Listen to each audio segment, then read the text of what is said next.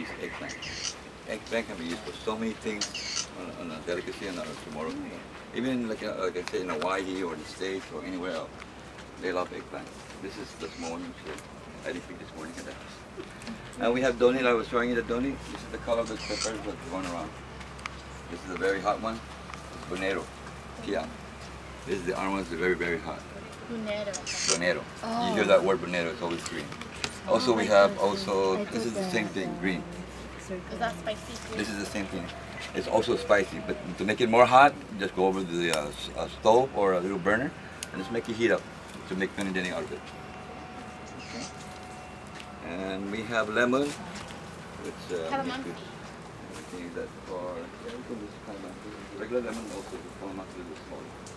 Okay, you can pinideni, you can put calaban, you know that. Calaban, and all that. And then we have our ginger. We have ginger here. We got some ginger going over there, but it's kind of like